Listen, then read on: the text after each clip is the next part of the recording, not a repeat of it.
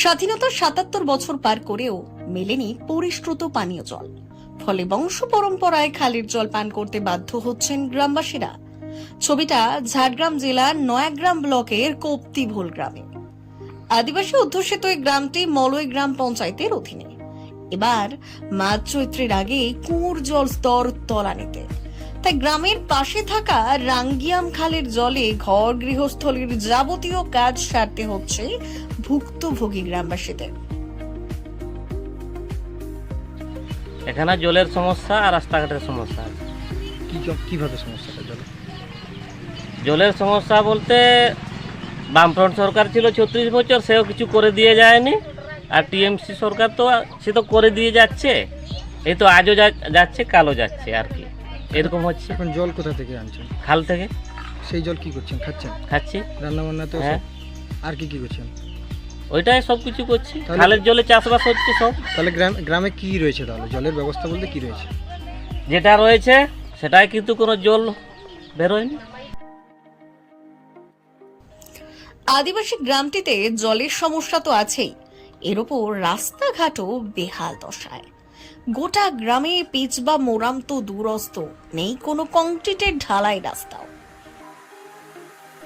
আমাদের এখানে আরো অসুবিধা আছে, রাস্তাঘাটের কোনো সুবিধা নেই, আর জলের তো কোনো সুবিধা নেই। অনেক দিন থেকে আমরা বলেছি, কিন্তু কোনো সুবিধা পাইনি জলের। কল করে দিয়েছে, কিন্তু কলে কোনো জল পড়েনি, ৩-৪ বছর হলো। তাই আমরা বহুদিন থেকেই খালের জল খাচ্ছি। আদিবাসী অধ্যুষিত বেশ কয়েক গ্রামে পানীয় জলের তীব্র সংকটের কথা স্বীকার করেছেন মলম অঞ্চলের তৃণমূল কংগ্রেসের সভাপতি বঙ্কিম ভক্তা। আর এই জল ও রাস্তাঘাট নিয়ে শাসক দলকে কাঠগড়ায় তুলছে জেলার বিজেপি নেতৃত্ব। একটা আদিবাসী অধ্যুষিত এলাকা, ওখানকার কমতি বলে টোটাল 100%ই আমাদের আদিবাসী অধ্যুষিত, এবং সেখানকার মানুষের প্রতি এটা বঞ্চনা হচ্ছে। এবং আমরা এর বিরুদ্ধে যখনই বিভিন্ন জায়গায় কথা বলেছি, তখনই আমরা দেখেছি যে এখানকার প্রশাসন একটা নির্লজ্জতার ভূমিকা পালন করছে। যখনই বলা হয় তখনই কিন্তু তারা কাজটা করেন যে হ্যাঁ হয়ে যাবে, কিন্তু আবার পরবর্তীকালে সেটা দেখা যায়নি, এবং সেখানকার মানুষকে দুর্ভোগের মধ্যে জীবনযাপন করতে হচ্ছে।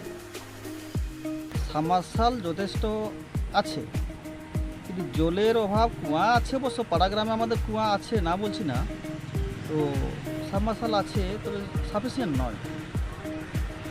রাস্তার দিকটা কপ্তিভোলে সত্যিকার কথা বলতে সেখানে পাকা রাস্তা নেই, একমাত্র যেটা মোরাবাদা থেকে কলাম পুকুরিয়া কাছে সেটা পিচি রাস্তা আছে, কিন্তু গ্রামীণ রাস্তা কপ্তিভোলের বা গ্রাম থেকে যেটা পশ্চিম দিকে বা শেষের দিকে গেছে সেদিকে ঢালাই বা পাকা বা পিচ কিছু রাস্তা নেই।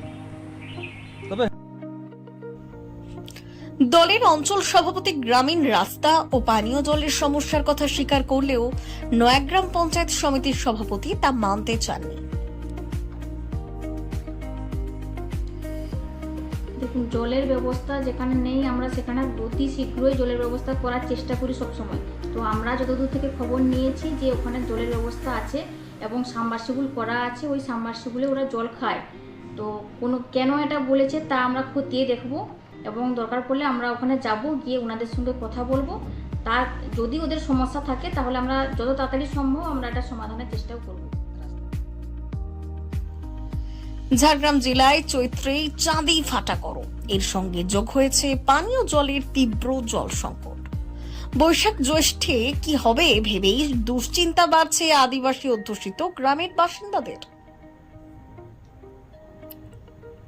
ব্যুরো রিপোর্ট, আজকের ঝাড়গ্রাম।